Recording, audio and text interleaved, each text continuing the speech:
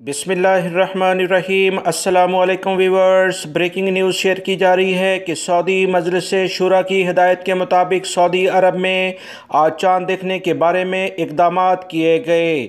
Saudi अरब के media के मुताबिक सऊदी अरब में चांद नज़र आ गया है। सऊदी अरब में चांद नज़र आ गया है। 19 जून 2023 को ज़िलहज्जा की पहली तारीख होगी, जबकि यौम अरफा यानी हज 27 जून को होगा। इसी तरह से ईद उल ज़ुहा का पहला दिन यानी बकरा ईद का पहला दिन 28 जून को होगा। सऊदी अरब में ईद का चांद नज़र आ गया है।